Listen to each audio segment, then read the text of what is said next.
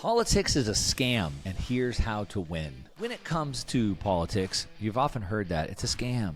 My vote doesn't count. There's nothing I can do. Is it going to be free and fair? Will they do mail-in? You know, you're hearing headlines about, is it the most important election of our life? Well, in this section, I want to talk about what all that means, why people think politics is a scam, why it really is a scam, but how we can win in the face of politics being a scam. And as many headlines are showing right now, as a matter of fact, I saw Ray Dalio on TV the other day saying this will be the most important election of our lives. I want to talk about why that's a big scam. But I am not saying to not participate, but rather I think we should be participating in a different way if we want to win. If we want to win what? If we want to win a country that lives by, that pushes, that allows, that enforces, that cultivates our values. We, the people's values. All right. And I'm going to talk about this in a way where I'm actually going to lay out a game plan.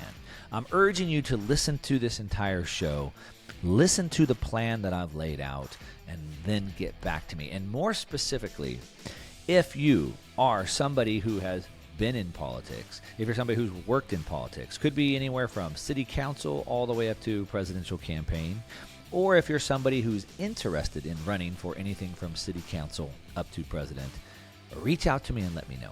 All right, I'm putting together something that I think we can win with, and I'm going to break it down to you today for the very first time I've ever put this out there in public. And so make sure to stick with me. All right, so the great scam of politics and how we can win. The first thing is, why are we so caught up with politics anyway? Let's just talk about that for a second. You know, politics sort of plays on a lot of our human emotions. Some of it is that, you know, we as humans are tribal. We want to be part of the group. And so being part of, being involved in politics brings some sort of fulfillment to us. It makes us feel like we're part of the group.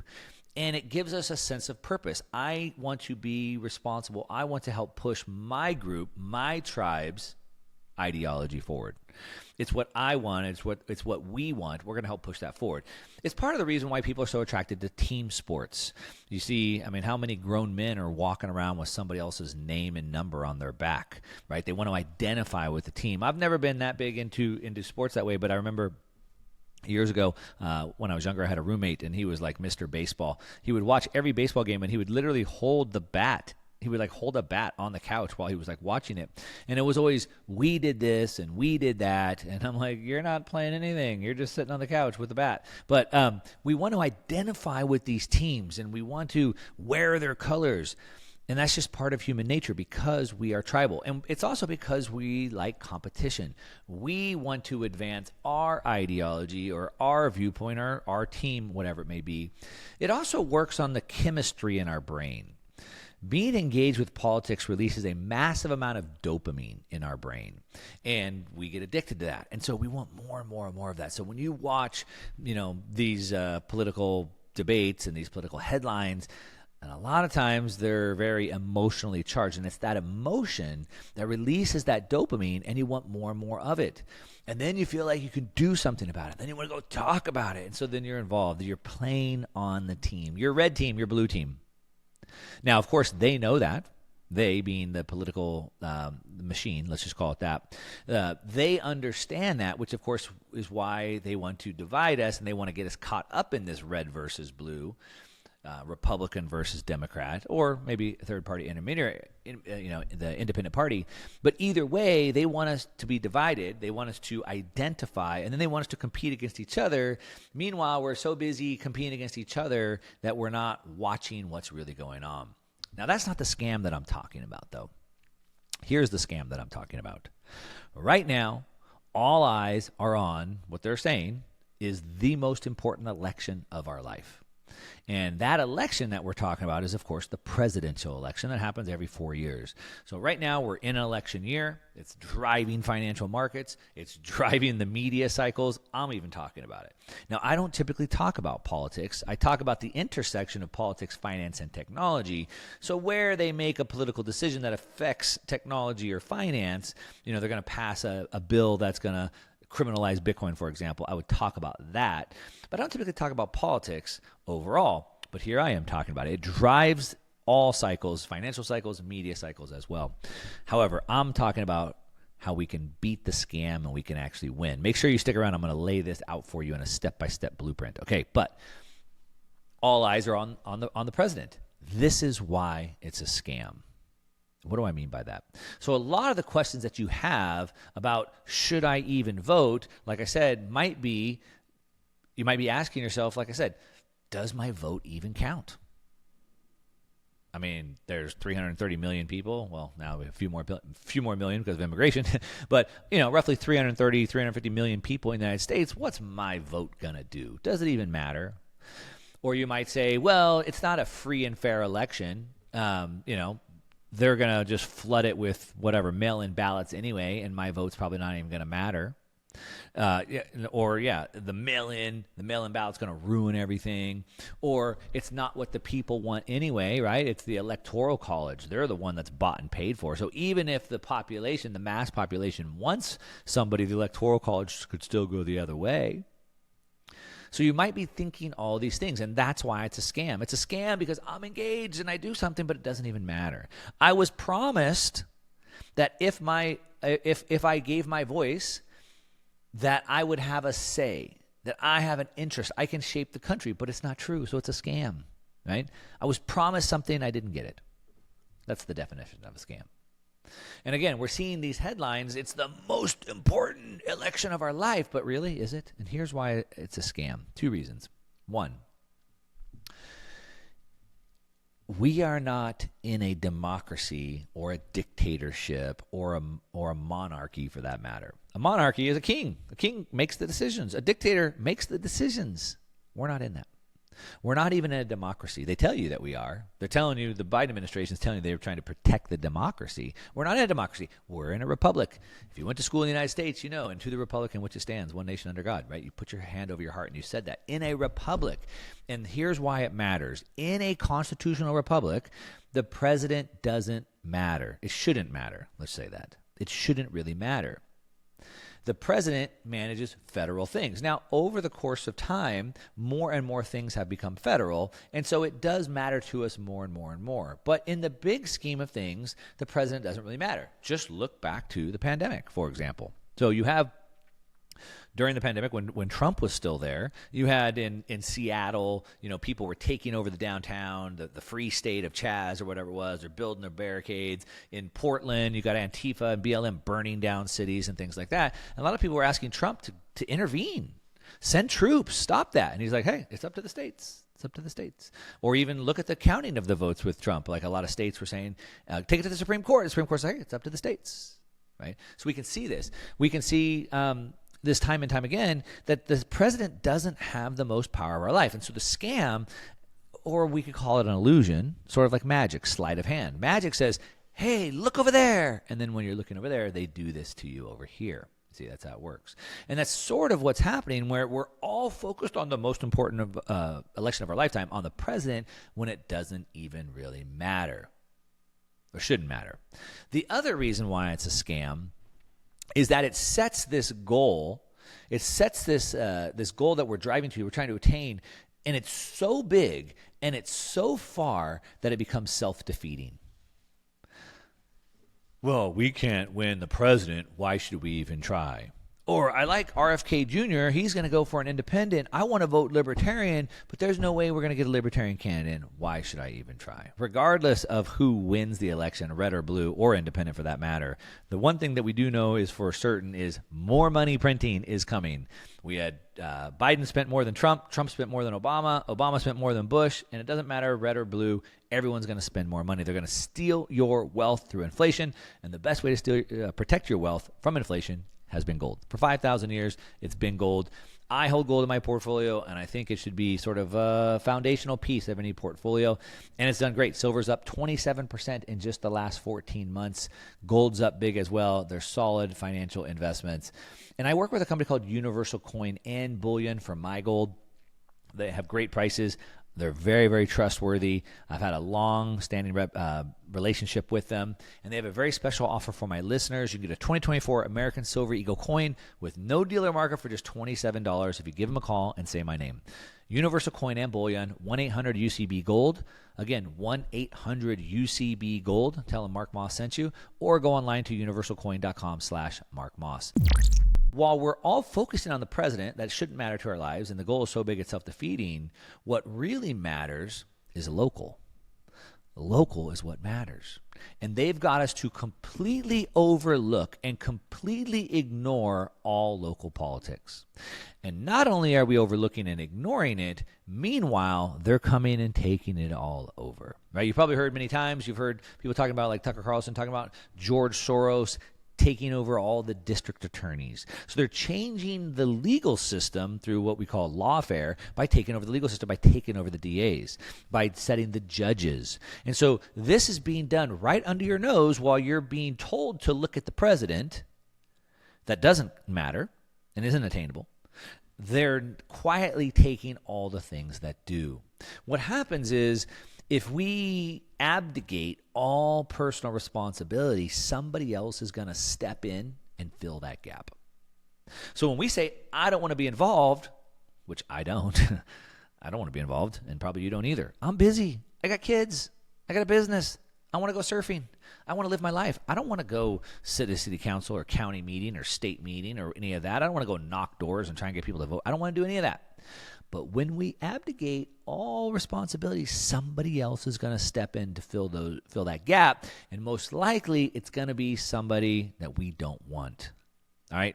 Now let me give you an example real quick before I move on to what winning looks like, and I want to give you this blueprint or plan of how we can do this, how we can change the world this way. But let me just give you an example. So California led the race. They competed with New York to see who could be the most authoritarian during the pandemic. Right?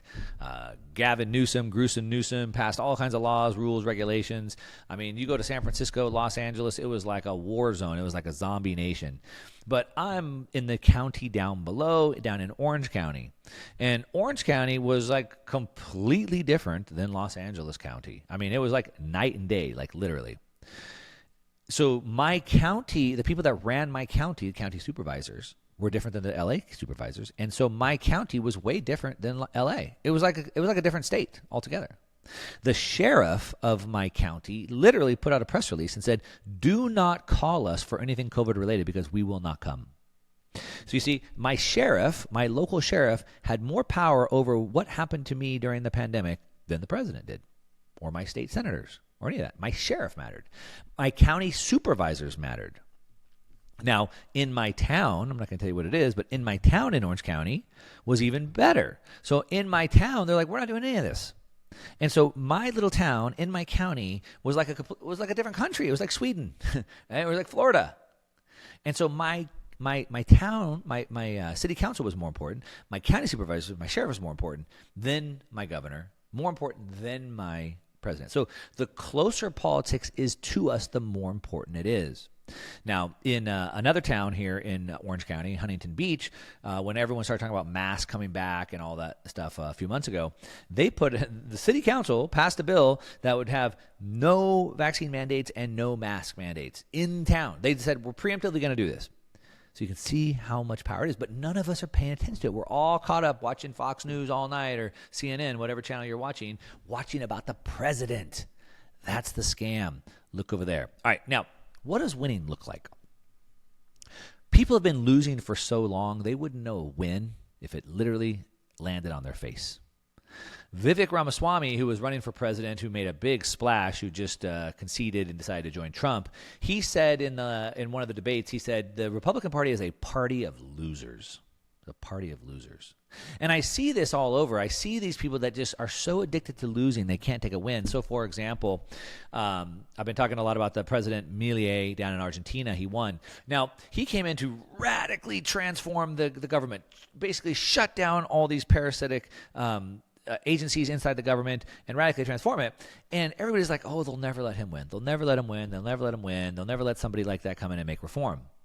But then he does win, and then people are like, oh, he's just a plant. He's just a WEF shill. Like, he's a whatever, right? So it's like they just can't take the win no matter what happens. They just want to be the victim all the time. But winning looks like us actually winning, us actually getting what we want to happen. And we can do that if we organize and make a plan. Now, we can see the world is shifting. Back to Vivek, I mean, he brought a massive amount of enthusiasm and energy that we haven't seen, that the world has been lacking for decades. In my opinion, I haven't seen this in my life.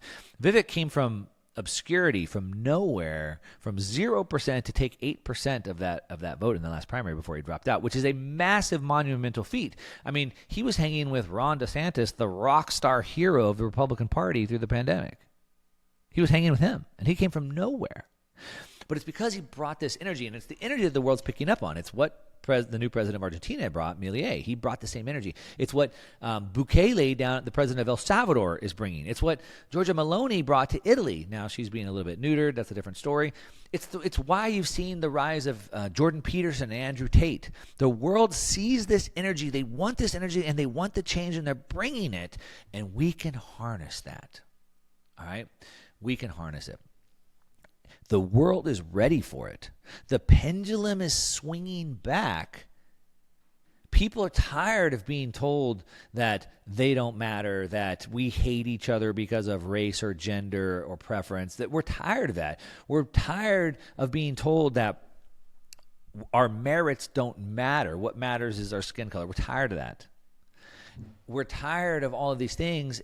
And we want to change. And anybody that will bring a little bit of energy and a little bit of hope can win. I mean, look what the Biden administration is running on today. He's running on a message of hate. The world is so divided, and the reason why is it's those MAGA people. All those MAGA people are the problem. So you're going to demonize more than half the country? That's your goal? You see, what people are attracted by is vision. A vision of hope. And the Bible says without hope the people perish. We need hope. We need to imagine that the world could be better. And if somebody gives us that message, the people will rally behind them. And that's what Vivek Ramaswamy brought. That's what Milei brought. Bukele brings. And that's how we're going to win. How I'm going to lay out the blueprint of how we do it. All right, let me break this down for you. All right, so we are potentially in the United States, we're a two-party system. Okay, we have Republicans and Democrats. Now, you could say there's an independent party, there's a libertarian party, sure, there's all these other parties. But really, it's a two-horse race. Now, you might even say that we don't even have a two-party system. It's really just a one-party system, which I might even agree with you on that. So whatever, okay, but I don't want to talk about that. But let's just say we have a two-party system. And if we think about it like this, the Republican and the Democrat Party, they're apparatuses. So it's an apparatus. It's a machine that organizes and raises money and sort of brings people together to push an agenda. Okay, so it's an apparatus. We have two parties that are apparatuses. Now, there's Republicans and Democrats, right? That's red and blue. Let's just call it red and blue. Now, within those red and blue teams, there's different ideologies. Okay, so you could say categorically that Democrats and Republicans think differently. Traditionally, Republicans have been more sort of pro-business, low taxes, low growth, more, we could say, capitalistic, maybe. And you would say traditionally the Democrats have been more socialistic. They believe in, helping out lower income people and more government assistance and things like that. Now, you might even say before that Republicans were sort of conservative, and so they were more restrictive, and then Democrats were more liberal, free liberalism, right? So liberalism wanted to be a little bit more progressive. So when the conservatives were trying to restrict, the progressives tried to push, right? Now, that would be true historically if we want to use very broad stereotypes. But broad stereotypes don't really help us. What we could do if we dive down, we can see in each of these apparatuses, red and blue, there's different ideologies within them. So, for example, if we look at the Democratic Party, we can see that it certainly was sort of represented by these free liberal thinkers that wanted to sort of have this progressive push towards more freedom. I'm free to marry who I want, love who I want, read what I want, etc. But that party has been co-opted by the left. The left sort of led by like the Squad and AOC and them, and they're hard left, the Bernie Sanders. They're socialists. They're communists. All right, and they are not for more freedom. They are walk the party line or we'll kill you, basically. And they believe that that thoughts and words are equal to violence, and they have the right to respond with violence, which is why you see the riots and things like that. So that party has different ideologies within it, and one ideology has started to take over and get rid of the other parties, which is why RFK had to leave the party and go to an independent party. It's why you saw where you're seeing lots of Democrats leaving the party, and a lot of big notable ones like Tulsi Gabbard as well. It's because the party has been co-opted by a different ideology, and so the Democrats that were there, it no longer meets their ideology. They had to leave. In the Republican Party, you can also say the same thing. There's lots of ideologies within the Republican Party. So in the Republican Party, you have what we call rhinos. Rhinos are Republican in name only, meaning you're not really a Republican. You call yourself a Republican, but you're certainly not. And we can put a lot of people in there. Most of the people that have been there for a really long time are part of that. Certainly Nikki Haley, that's running for president, is certainly that. She should certainly be on the Democratic Party, but for some reason she's running on the Republican side. She's a Republican in name only. Then you have other ideologies. So you have like the House Freedom Caucus, for example, and they're certainly more like libertarian, right? So they're more like libertarian freedom. And then you have more of the conservative type people. So you have different ideologies within the Republican Party as well, which is why it's almost impossible for me, and it should be for you as well, to align yourself 100% with any person or any party. There's certain things I like of certain things. With RFK Jr., there's certainly things that I really like about him. But there's also some things that I just don't like about him, right? And how can you align yourself to anything, especially one party, because there's all these different ideologies within that. Okay, now that we've set that stage,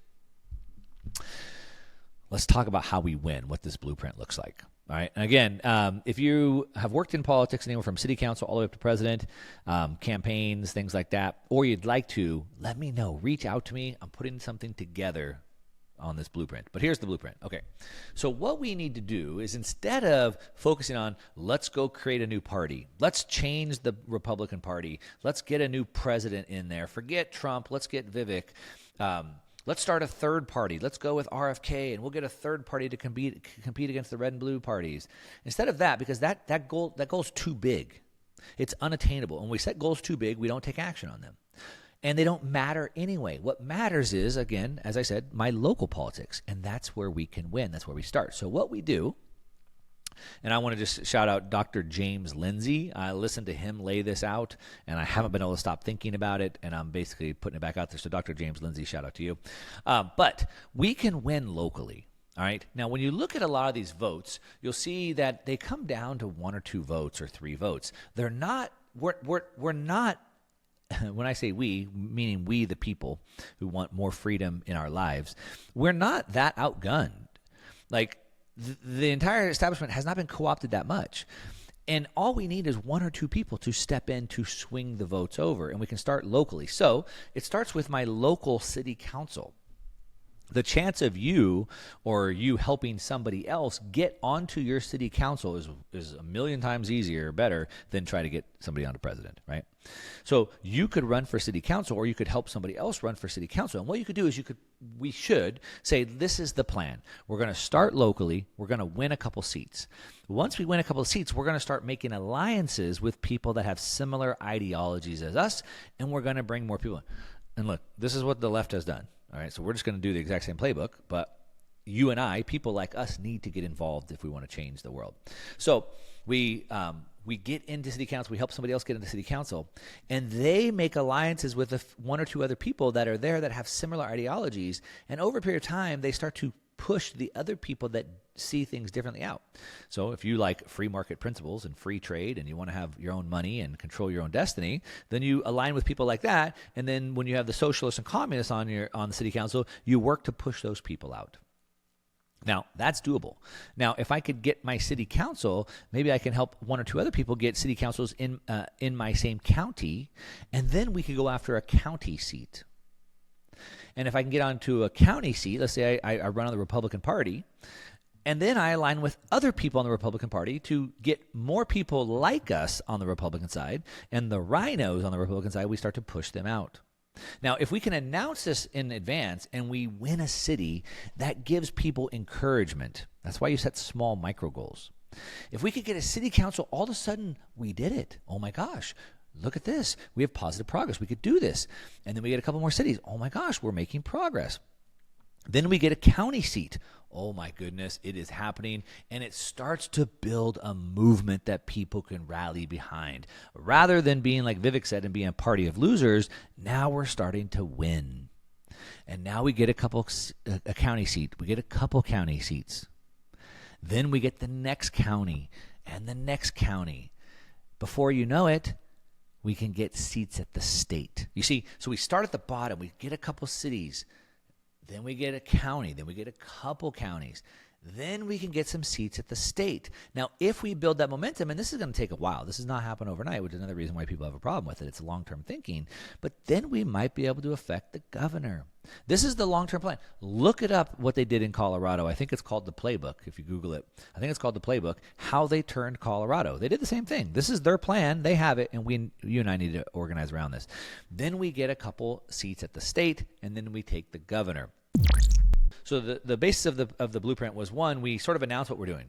We are going to reclaim a party, let's say the Republican Party. We're going to reclaim it. We want to get rid of the rhinos, and we want to bring in more libertarian, free market people into the Republican Party. Think about the Republican Party as an apparatus, not an ideology. Okay, it's an apparatus that holds many ideologies, and what you want to do is you want to align the ideologies within that apparatus, just like what the left has done. So we announce it, we talk about it, people get excited. We know this. We see what's happening with Jordan Peterson and what happened with Vivek Ramaswamy. We see this movement that's welling up. People want this, and if you don't want to go do it, somebody else will, and you can support that person. So we start in the city, and when people see that we can actually win, then that energy will build. We get a couple city seats. We get more cities. We get a couple cities. We get a county seat. We get a couple county seats. We start getting more counties. We get more counties. We take state seats. We take state seats. We get a governorship. Now, as this starts to sweep through, we can start to take back, then you can get into, if you wanted to get a look at the judges, the district attorneys, obviously the sheriffs. Those are very key positions for us as well. We can then start to get into the Electoral College and all of that. Now, this is a long-term roadmap. The left did not co-opt the Democratic apparatus overnight. It didn't happen in a couple years. It's happened over many, many years. It's happened over decades. And so I know for a lot of people this is hard to imagine because it's such a long-term plan. But if we can stick with the game plan, if we can stick with the roadmap, if we can stick with understanding what it is that we want, what the type of world is that you and I want, not just for ourselves because this is a long-term thing, but what type of world do I want for my kids and my grandkids to have? And honestly, that's where my head is at. Like I said, I'm getting older. Like I'm starting to think about working less, not working more. I like to focus on my business where I can have real results, not just talking in circles. Going into politics feels like it would give me brain damage. That's the last thing I want to do. I want more time off work. I want to travel more. I want to go hang out with my kids. The last thing I want is to get brain damage trying to deal with this. But if we don't, then who does? Thomas Paine, one of the founding fathers of the United States, said that if there must be trouble, let it be in my day, so my kids may know peace. You see, and so if we don't do this, then what? Will our kids do it? Will our grandkids do it? Ronald Reagan said that freedom is never more than one generation away from being lost. He said that freedom was not passed to us in the bloodline. We didn't just inherit it by being born. Instead, he said it must be fought for by every single generation. So it's up to us. So I don't want to do it. You don't want to do it. Maybe collectively we could work on this together. All right? So we start small. We announce the plan. We go locally.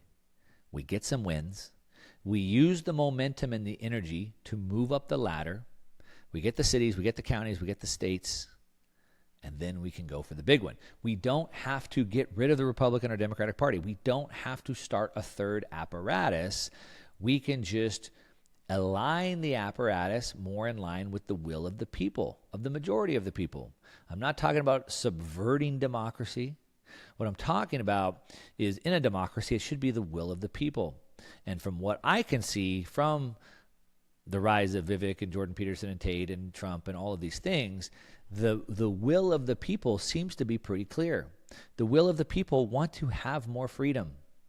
The will of the people want to be left alone. The will of the people don't want to see their life savings continue to be eaten away by inflation. Inflation that's caused by a runaway government that can't stop spending while they're spending hundreds of billions of dollars to go over to Ukraine so that they can steal that money and line their own pockets. This is not about political things. This is about we the people. What does it take for humans to have more flourishment? What does it take for me to be able to direct my life as I see fit? Well, I got to get the government out of the way. Again, I don't know where you live, but I mean, in California, I can't even go to the park and have a party for my kid without getting permits. And I can't even get someone to deliver balloons to the park without using their approved vendors, or else I'm operating in the black market. I'm technically illegal. In Ayn Rand's book, Atlas Shrugged, they said, when you have to get permission to produce from men who produce nothing. You see, the world is built from the bottom up. The world should be built from people like you and I who understand what it is that we want, and we go build that out. Now, some of you are being hired to go build other people's dreams, but most of us should be building the world that we want, directing our lives as we see fit. The world changes by the builders, by the doers. As Teddy Roosevelt said, by the men in the arena, not the critics, not the people that are over in Davos right now, the old people that flew over there in their private jets and sit around in these think tanks, and they're trying to tell the whole world how they can control everything and run everything, and they're 80 years old and they should probably be on a beach somewhere in a retirement home. I don't know. It's not run by those people. Those people don't live in the real world. Those people are not building. What they're trying to do is they're trying to hang on to any amount of power that they have by controlling your life, by censoring what you say, by controlling the money that you have, and even controlling the food. You understand that the system that they operate is about, well, actually, Murray Rothbard wrote a book called The Anatomy of the State, which I highly recommend, Anatomy of the State. And he talks about the state. There is no such thing as a state. There is just you and I as individuals. Now, collectively, you and I, where our interests align, now we can create a town or a city or a state, but it should be working for the collective interest of the people. But the people are always greater than the state. There is no state.